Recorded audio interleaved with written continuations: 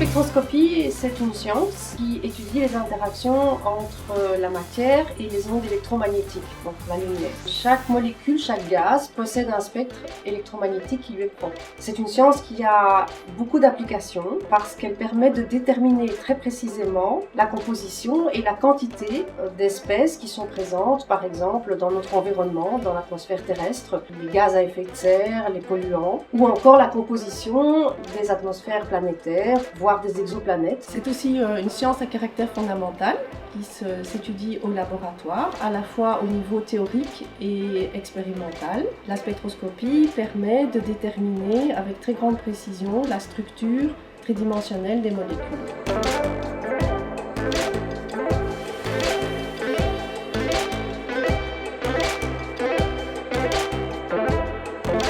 On travaille sur des molécules qui sont d'intérêt pour la chimie de l'atmosphère terrestre, qui sont détectées également par des satellites dans l'espace, dans la troposphère et dans la stratosphère. Et donc ces espèces ont besoin d'être détectées et quantifiées par des satellites.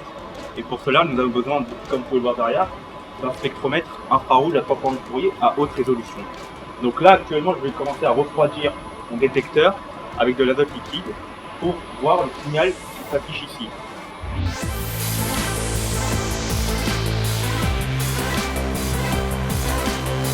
Durant ces journées de spectroscopie moléculaire, nous avons à la fois des exposés qui sont donnés par des experts sur un domaine un peu plus pointu.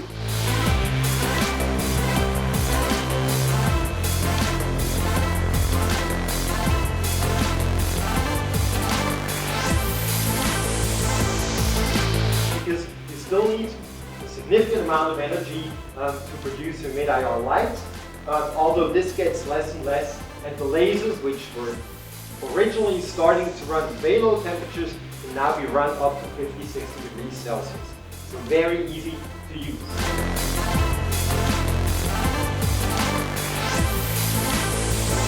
Ça permet de mentionner en fait les deux techniques qui sont un peu la technique gold standard voilà, en analyse du souffle, c'est clairement la spectrométrie au masse.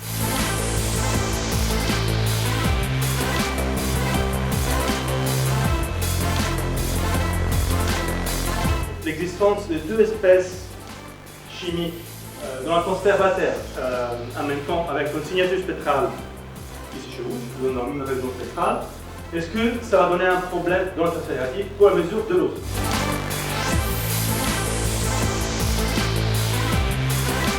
Alors comment se forment ces poussières? Comment se forment ces poussières interstellaires?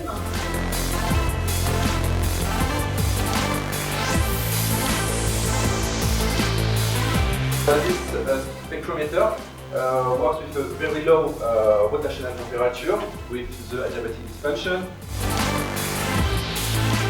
I was invited to do a talk, which was a great opportunity for me because there I could present my work and also discuss about the more difficult parts of it and get some feedback from other scientists. La communauté spectroscopique française est très active.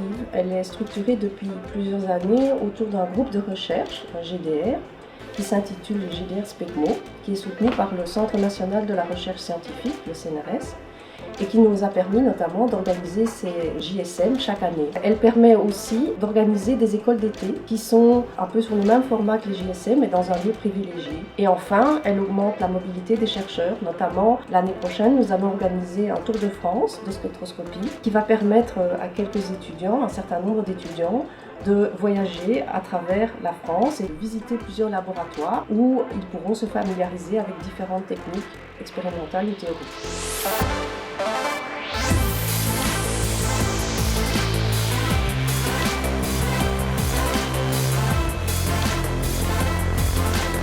C'est en fait une occasion unique pour les jeunes chercheurs, les thésards, les postdocs, mais aussi les étudiants de master, voire de licence, de se rencontrer dans un cadre très informel et d'échanger au sujet de leurs résultats.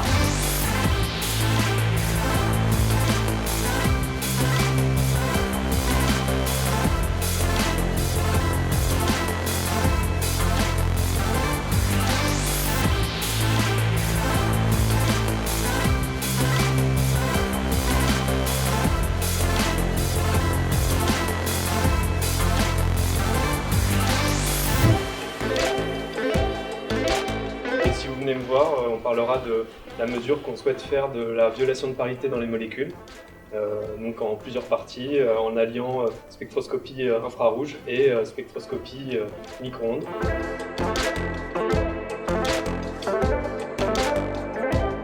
Un moment assez important des JSM, c'est les séances poster, parce que cela permet aux jeunes chercheurs de présenter leurs résultats et d'échanger dans une ambiance très détendue.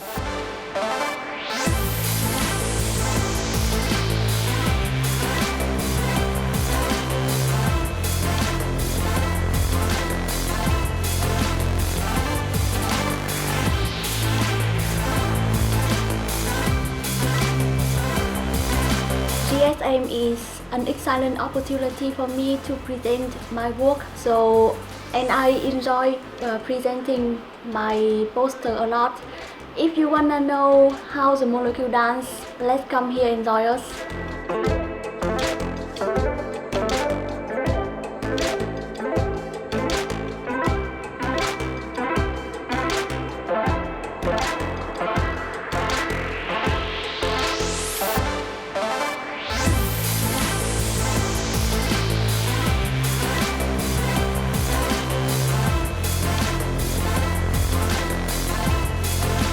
We have organized a workshop on the volatile organic compounds.